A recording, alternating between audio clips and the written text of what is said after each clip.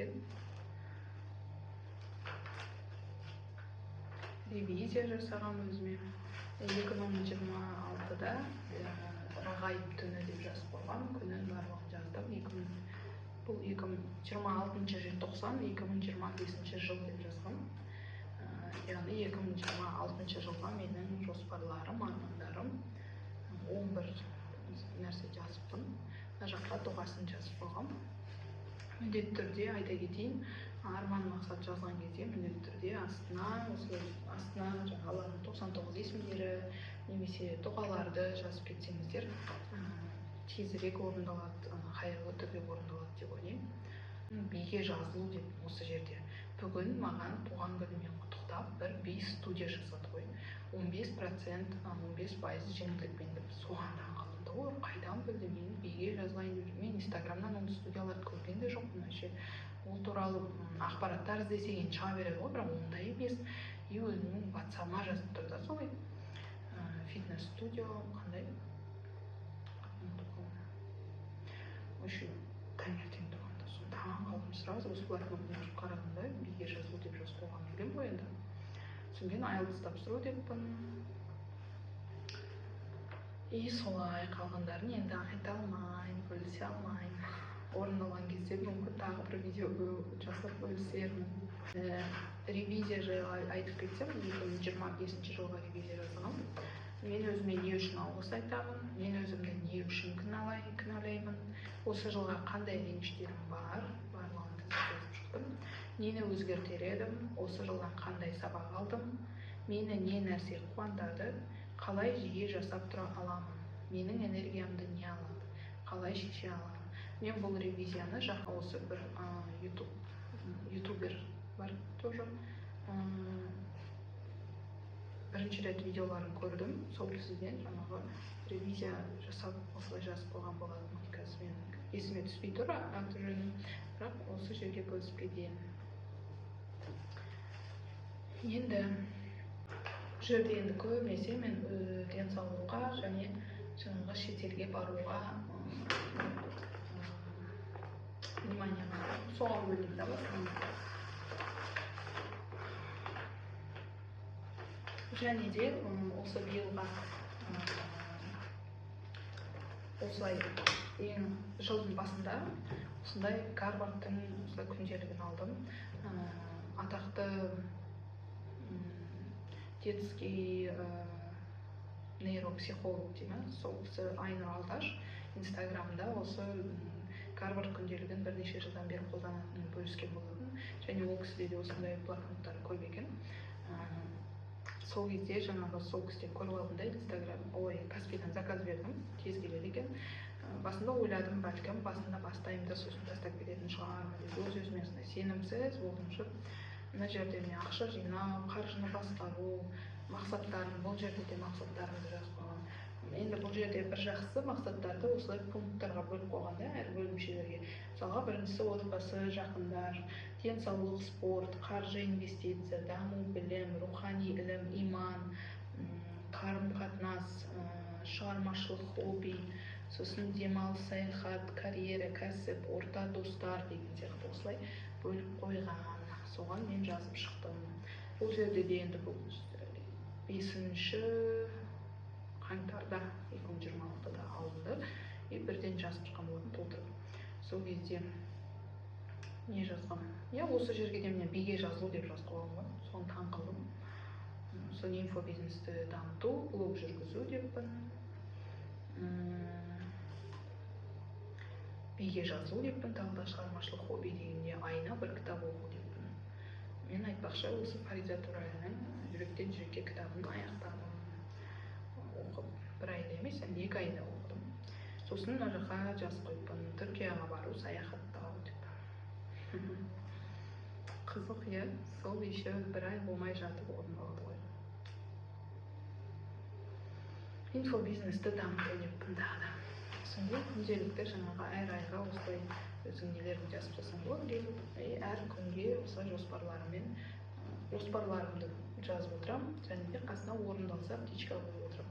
Жақсы екен, артық заттармен, өз өзің жаңағы қажеті жоқ заттармен айналыспайсың да, қажетті заттарымды тізіп жазып аламын өзіме, нақты бүгін істеуім керек, бүгін аяқтауым керек деген заттарды. Мысалы, қажеті жоқ бір бүгін мысалы мен кино көріп жата алмаймын, 2 сағат, ол маған қажеті жоқ, себебі ертең сабақ, ертең дүйсенбі, ертеңгі сабаққа дайындалу керек деген сияқты.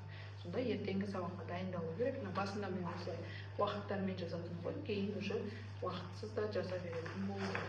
Ең бастысы осы жоспарды, алда алған жоспарды орындау. Енді әрине кейбіреулер болады, перфекционист деймін, менде де ондай нәрсе бар. Бір нәрсе орындалмаса жыным ұстап сөйтіп тұрады. Басында менде болды сондай, басында 1-2 орындалып жүрді барлығы, сосын 1 орындалмай қалады, 2 орындалмай қалады. Сол кезде жыным ұстап, жазғым келмей қалады, сосын жоқ, жарқынай тоқтамау керек, жаза беру керек. Себебі осылай менің кішкене миымда бір реттілік пайда болды да, и өзімде кішкене жеңілдік пайда болды.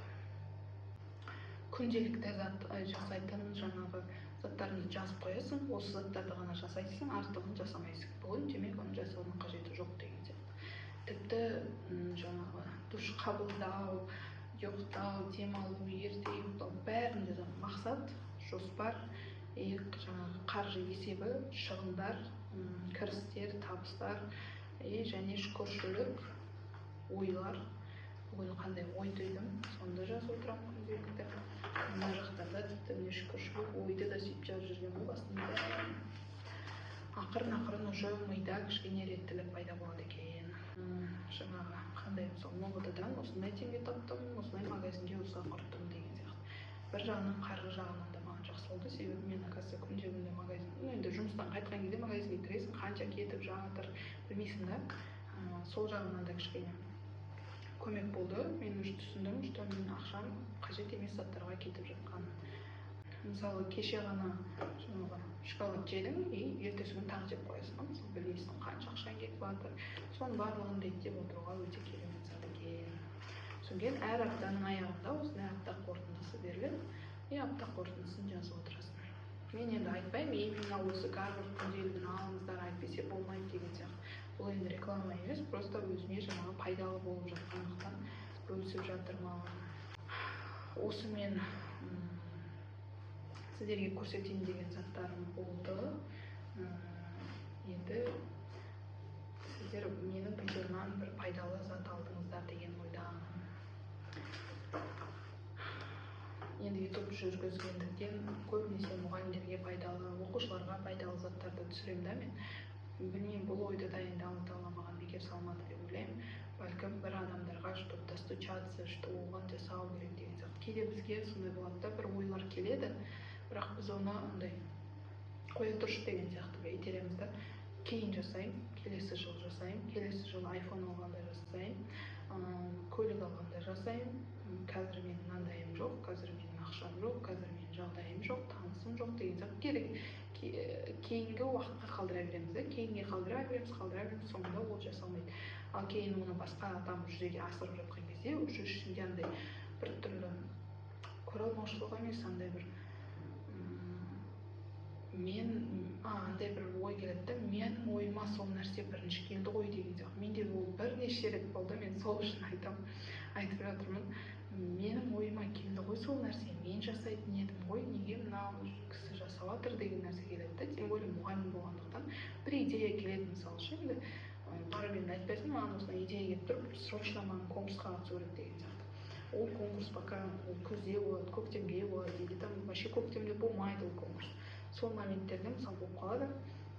Именно сол идеяңды TikTokта или Instagramда біреу жүзеге асырып жатыр ғой. Мә дейсің, ол маған келіп еді ғой деген сияқты. Сен уже онымен бөлісіп те берген жоқсың, ешкіммен, уже оны біреу жасап жатыр, мысалшы. Сондықтан мен енді өзім бір дін жағынан қатты білемін деп айта алмаймын, бірақ көп подкасттарда, Мәрзия Бегайдар, сондай үлкен жаңағы атақты кісілерден естимін, шекіліп тыңдаймын. Сол кезде Малика ұстаз деген сияқты, сол кезде айтады, Алла Тағала бірнеше адамға бір ойды бір мезетте салады, сол кезде қайсысы оны жүзеге асырады, сол жаңағы жетістікке жетеді деген сияқты. Сол үшін маған да осы видеоны түсіру үшін Алла Тағала сондай ой берді. Сондықтан мен ойлаймын, енді бұйырса Алланың қалауымен біреуге бір пайдам тиді деген ойдамын. әрине айтар нәрсе көп, бірақ келесі видеоға қалдырайық.